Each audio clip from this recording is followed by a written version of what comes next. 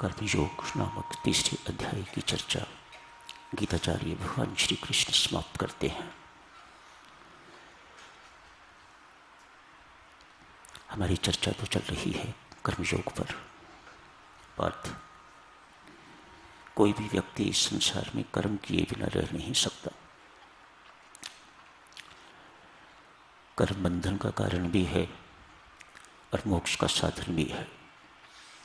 भगवान श्री कर्म को कर्मयोग बनाने की विधि समझा रहे हैं। इस कर्म को किस ढंग से किया जाए कि ये योग बन जाए, इसे ही कर्मयोग कहा जाता है। यही तीसरे अध्याय का शीर्षक भी है, कर्मयोग। उस दिन आपसे चर्चा की जा रही थी, क्रिया के कुछ दोष हैं, यदि इनका निवारण कर दिया जाए तो क्रिया कर्म दोषी नहीं रहते, बंधन का कारण नहीं रहते। प्रथम दोष था कर्म के प्रति आसक्ति, कर्म फल के प्रति आसक्ति, कर्तापन का अभिमान। 3, चौथी बात, कर्म न करने में भी तेरी रुचि न हो। ये चौथी बात, भले ही हम इसको बहुत महत्व नहीं देते, लेकिन चौथी बात भी है, तब कर्मयोग बनता है। बहरहाल चौथी बात को हम ना लेते हुए पहले 3 बातों की ही चर्चा करेंगे। पुनः सुनिए, कर्म करने में आसक्ति का त्याग, कर्म फल का त्याग, फलासक्ति का त्याग और कर्तापन के अभिमान का त्याग। इन 3 चीजों के त्याग से कर्मयोग बन जाता है, कर्म पूजा बन जाता है, भगवान को समर्पित करने योग्य पुष्प बन जाते हैं, पूजा की सामग्री बन जाता है। वही कर्म जो बंधन का कारण समझा जाता था। आसक्ति का त्याग, बिना आसक्ति के जो कर्म किए जाते हैं, जो जीवन जिया जाता है, उसे अनासक्त जीवन कहा जाता है। वास्तव में देखा जाए तो गीता जी का अभिप्राय ही यही है, अनासक्त रह के अपने कर्तव्य कर्म का पालन कीजिएगा। एक ही उपदेश, एक ही पंक्ति में यदि गीता जी का उपदेश कहना हो तो यही है ना, अनासक्त रह के अपने कर्तव्य कर्म का पालन कीजिएगा। जहां आसक्ति नहीं साधक चलो, वहां कर्म अपने आप ही कर्तव्य बन जाता है, वहां अपने आप ही कर्म पूजा बन जाता है। आसक्ति अर्थात राग।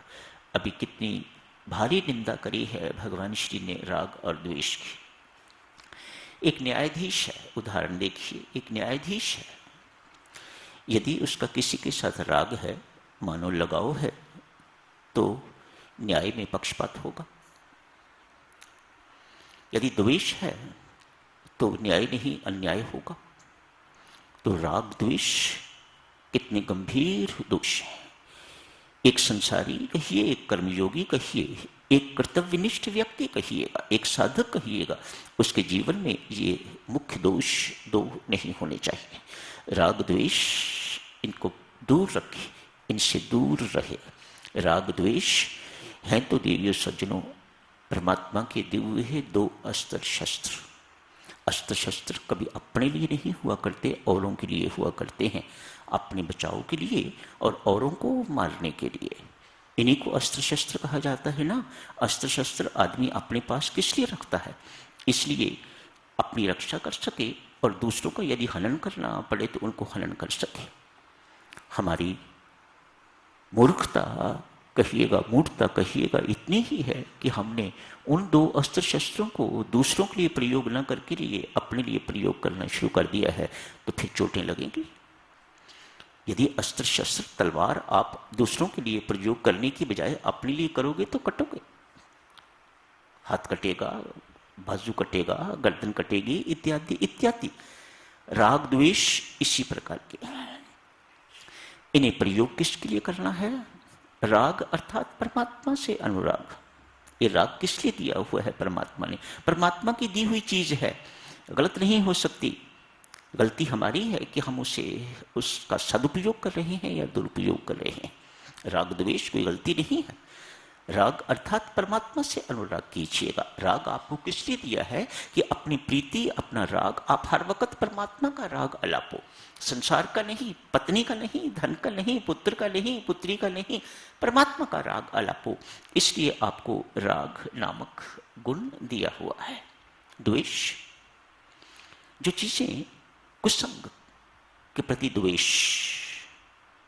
विश्व के प्रति द्वेष, इनके प्रति द्वेष हो जाए तो जीवन सफल हो गया।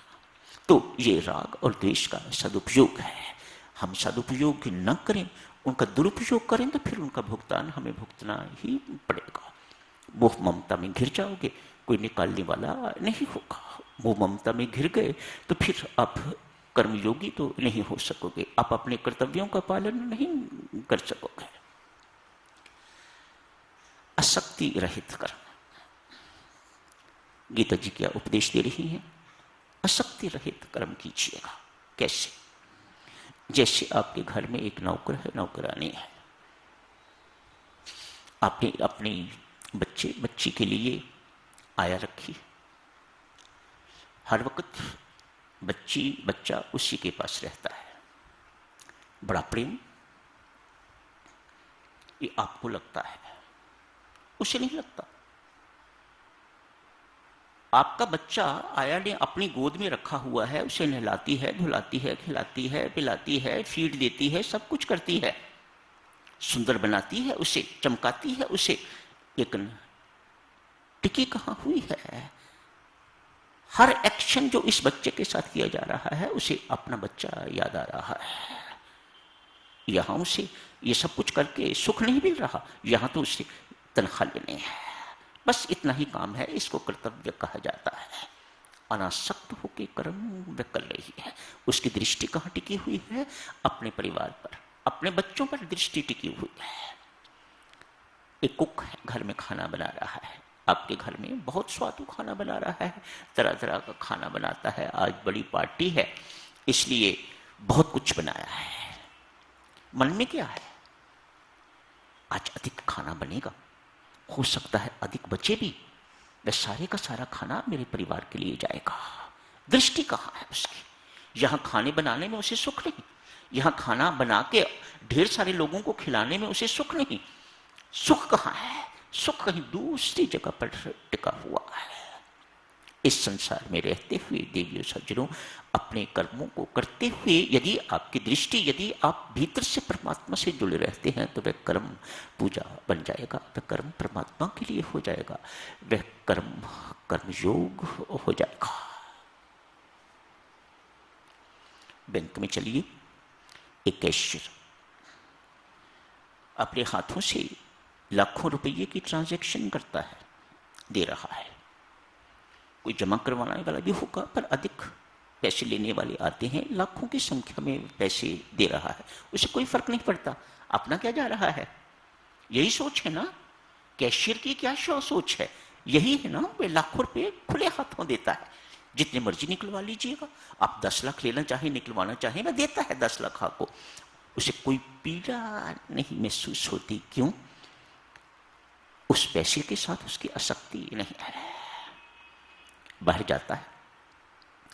जाता है, अपनी जेब में से कहीं 100 रुपये का एक नोट कम दिखाई देता है तो खोज शुरू कर देता है,